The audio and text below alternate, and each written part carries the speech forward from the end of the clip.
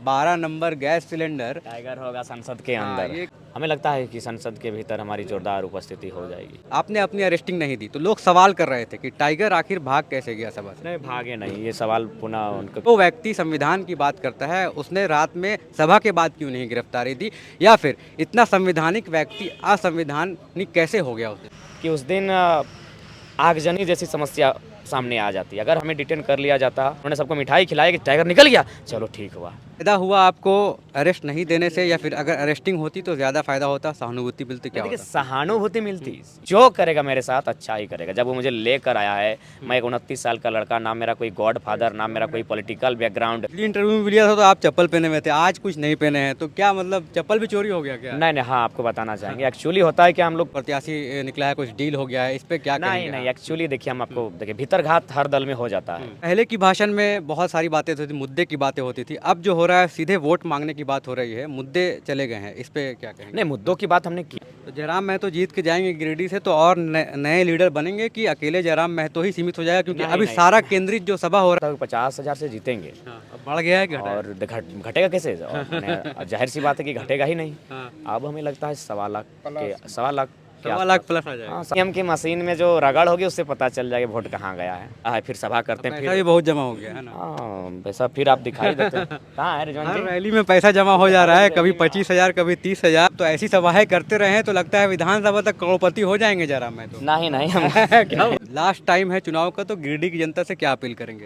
गिरिडीह की जनता से यही अपील करेंगे कि दीवान भाई को अरेस्ट किया गया, फरजान भाई को अरेस्ट किया गया।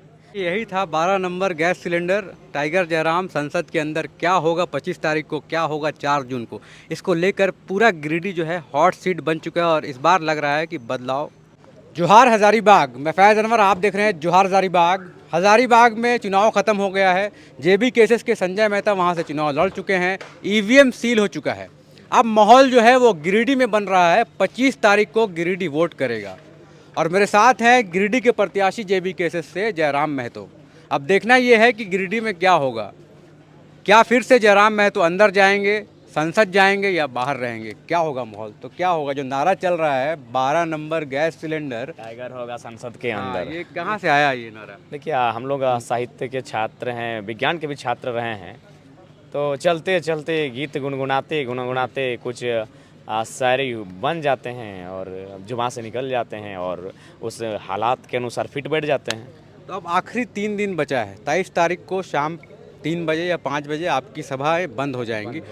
अब क्या करेंगे, रात भर अभी घूम रहे हैं, 3 दिन में लास्ट क्या करने वाले हैं आप। देखिए, लास्ट 3 दिन में हम लोग जितने भी हमारे प्रखंड स्तरीय कैडर तैयार किए हैं उन सभी को बुलाया जाएगा और उनको अपनी प्लानिंग बताई जाएगी। स्ट्रेटजी तैयार जो हुई है उसको उनके पास रखा जाएगा और उसके अनुसार उनको कार्य करने के लिए पूरे बूथ स्तर तक उन्हें छोड़ दिया जाएगा। नॉमिनेशन के दिन हम लोग हजारीबाग में थे, आपने कहा था कि अगर मेरे नॉमिनेशन में 1 लाख से ज़्यादा भीड़ आ जाएगी तो समझिए कि हम लोग सांसद जाएंगे। संजय मेहता की रैली में जब आए थे, आपने कहा था इतनी धूप में वहाँ आ गई, भीड़ बहुत आ गई। हाँ, लगभग 1.25 लाख 1.5 लाख के आसपास भीड़ थी। तो जाहिर सी बात है, जो भीड़ आई थी वो 44 डिग्री के टेम्परेचर में आई थी, अपने चंदे से आई थी। बहुत लोग तो अभी तक चंदा दे ही रहे हैं, बस को अभी तक नहीं दे पाए हैं, सुनने में आया है। तो वो चंदे की भीड़ थी, लोग अपने माने सहयोग करने के लिए आए थे। हमें लगता है कि संसद के भीतर हमारी जोरदार उपस्थिति हो जाएगी। एक चीज़ और, 1 तारीख को आपके नॉमिनेशन के दिन बहुत बड़ी घटना हुई, पुलिस आई वहाँ पे अरेस्ट करने के लिए, लेकिन आप अरेस्ट नहीं हुए, आपने अपनी अरेस्टिंग नहीं दी, तो लोग सवाल कर रहे थे कि टाइगर आखिर भाग कैसे गया सभा से। नहीं, भागे नहीं, ये सवाल पुनः उनको कहना चाहेंगे, भागेंगे कैसे? देखिए, अभी हम लोग खड़े हैं, हम और आप खड़े हैं, चारों तरफ लोग खड़े हैं, तो उस दिन तो दृश्य यही था, हम यहाँ थे, चारों तरफ पुलिस थी।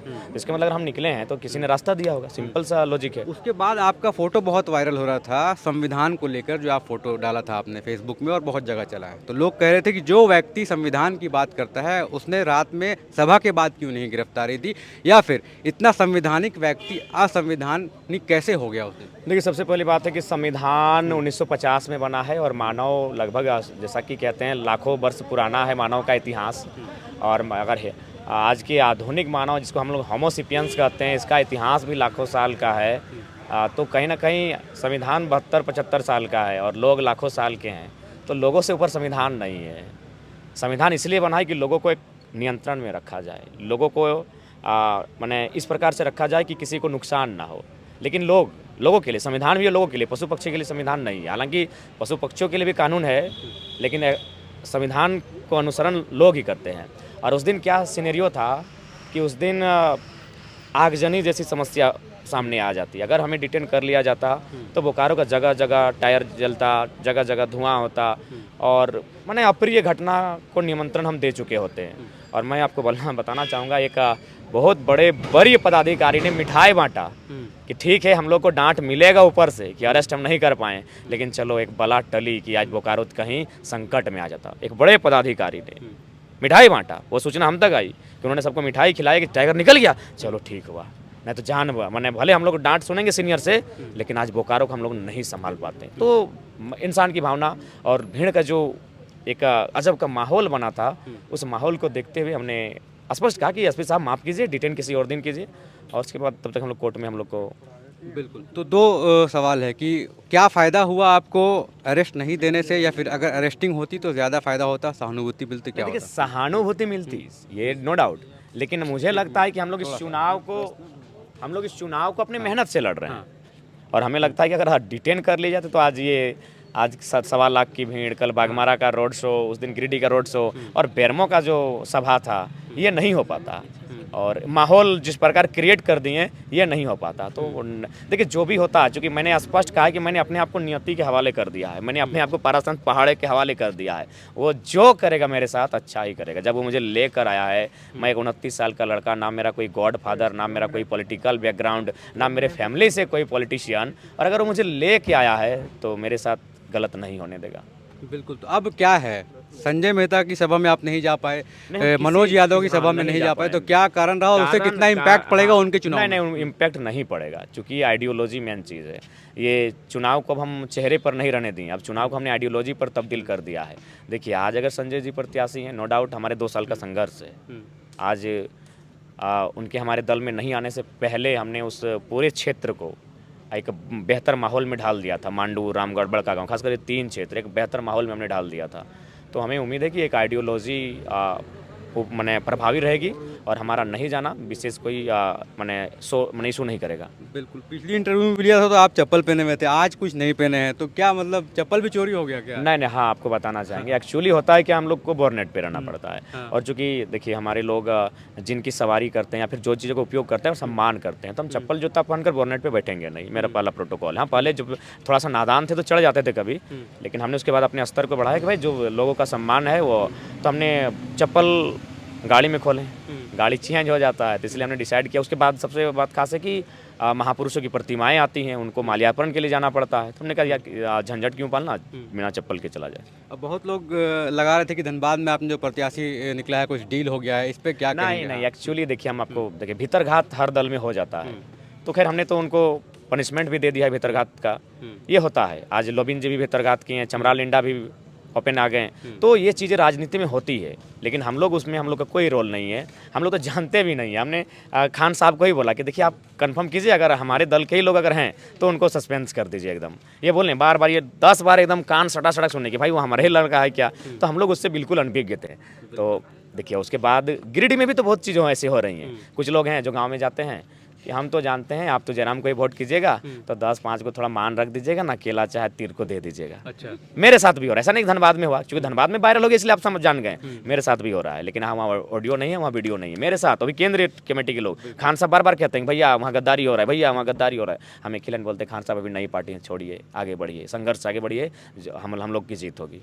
पहले की भाषण में बहुत सारी बातें होती थी, मुद्दे की बातें होती थी, अब जो हो रहा है सीधे वोट मांगने की बात हो रही है, मुद्दे चले गए हैं, इस पे क्या कहेंगे? नहीं मुद्दों की बात हमने की फैज भाई, जब हाँ पहले देखिए चूंकि हम तो अपनी आइडियोलॉजी की बात की है कि हम लोग अगर पॉलिटिशियन में आएंगे तो किस प्रकार की आइडियोलॉजी होगी। हमने तो स्पष्ट कहा कि जो आज राजनीतिक दल हैं क्या वे गारंटी लेंगे कि उनके बाद उनके परिवार के लोग टिकट ना लड़ेंगे। हमने गारंटी लिया है कि आकस्मिक घटना ना घटी तो हम लोग गारंटी लेंगे कि उनका ये जो ब्लड रिलेशन का जो पॉलिटिक्स चल रहा है, ये परिवारवाद का, उसको हम लोग बिल्कुल थाम देंगे।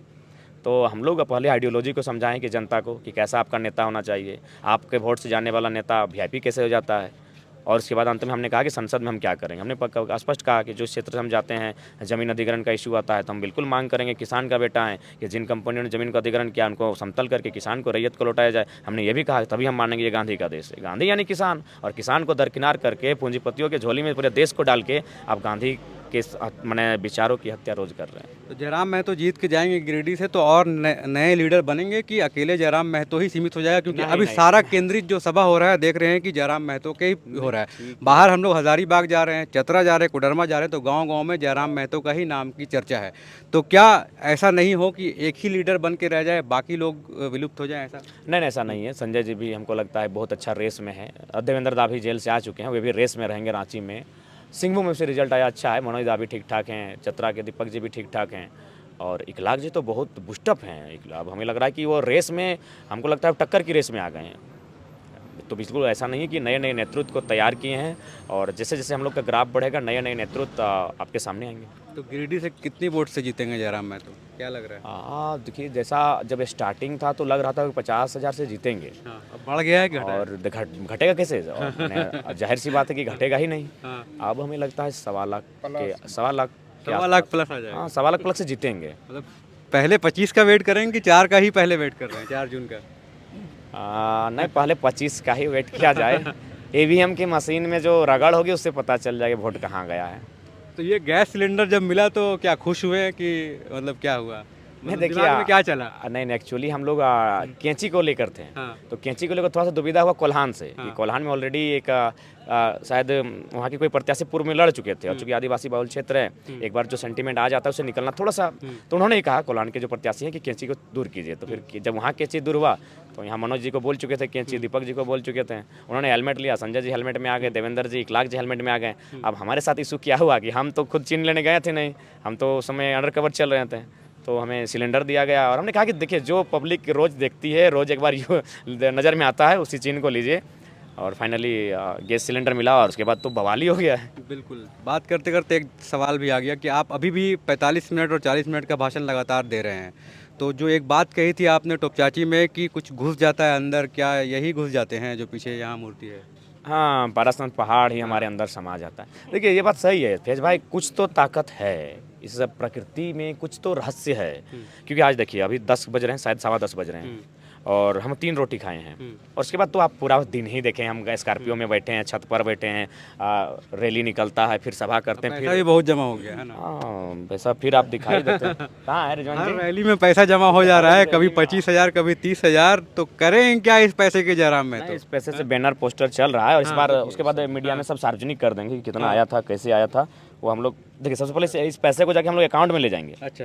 क्योंकि अभी मैंने जो मैंने अथी है नियम चल रहा है, इनको पहले हम जमा करेंगे अपने अकाउंट में और उसके बाद फिर वहाँ मतलब से इतना पैसा आज जमा हो गया रैली में? हाँ नहीं ज़्यादा होगा, ये तो हम लोग के जेब में है, फिर हमारे साथ गाड़ी में भी होगा। गाड़ी में भी डाल दे रहे हैं लोग। और गाड़ी में मतलब तो ऐसी सभाएं करते रहे तो लगता है विधानसभा तक करोड़पति हो जाएंगे जयराम में तो। नहीं नहीं, हम क्या बोलते हैं? अपने लिए नहीं, ये पैसा मैंने चुनाव में खर्च लगता है, लीगल खर्च के लिए, लीगल खर्च भी होता है। चुनाव में तो खर्च होगा, लेकिन अगर मान लीजिए कुछ ऐसा हुआ कि कहीं प्रत्याशी आपके जहाँ खड़े हुए हैं वहाँ से चुनाव हार गए, आप जीत गए यहाँ से, कहीं प्रत्याशी आ गए, उस संसदीय क्षेत्र में कुछ काम करना पड़ा तो करेंगे आप? मतलब हाँ बिल्कुल, वहाँ भी ज़रूर सहयोग करेंगे, कॉपरेशन रहेगा उस क्षेत्र को भी। ऐसा दिमाग में है, मतलब चल रहा है कुछ ऐसा प्लानिंग चल रहा है यहाँ कि चुनाव तक ही रहेगा पब्लिक का साथ, उसके बाद? नहीं नहीं, देखिए हम लोग आप बोले तो एक ऐसी आइडियोलॉजी को लेके आएंगे जो पब्लिक उसको दूर नहीं जाने देंगे। एक ऐसी आइडियोलॉजी तो कम से कम 100 साल चले। देखिए आइडियोलॉजी हम ये नहीं कहेंगे हमारी आइडियोलॉजी हमेशा कायम रहेगी, लेकिन एक ऐसी आइडियोलॉजी लेके जाएंगे जो कम से कम 100 साल रहे। आज मार्क्स की आइडियोलॉजी आज भी कायम है, भगत सिंह की आइडियोलॉजी आज भी कायम है, अरे सुकरात की आइडियोलॉजी आज कायम है कहीं कहीं। तो हम लोग एक ऐसी आइडियोलॉजी पॉलिटिक्स में लेके आएंगे झारखंड की, मैं भारत की बात नहीं कर रहा हूँ, झारखंड की पॉलिटिक्स में जो कम से कम तो 100 साल कायम रहे। तो इसलिए जनता हमें नहीं लगता है कि हम लोग को दरकिनार करेगी, हम लोग को इग्नोर करेगी, जनता हमसे प्रेम करेगी, ये गारंटी। और हमने तो उदाहरण ही दिया कि हम तो जनता को सौंप चुके हैं, खिलाना पिलाना पहनाना ये आपका जिम्मा है, जैसा आप तय करें। लास्ट टाइम है चुनाव का, तो गिरिडीह की जनता से क्या अपील करेंगे?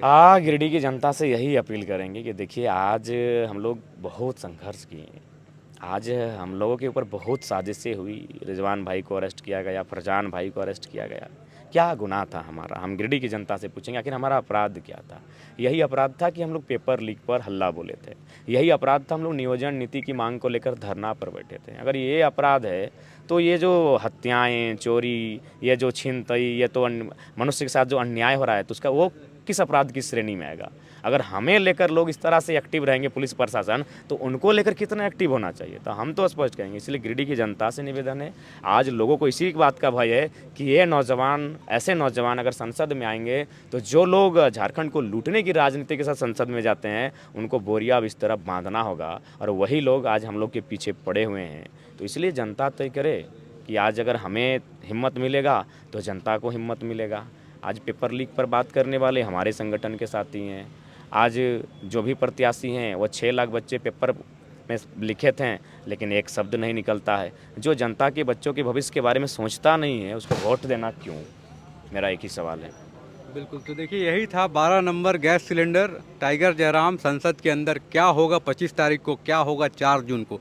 इसको लेकर पूरा गिरिडीह जो है हॉट सीट बन चुका है और इस बार लग रहा है कि बदलाव वही होगा जो मंजूर जनता होगा।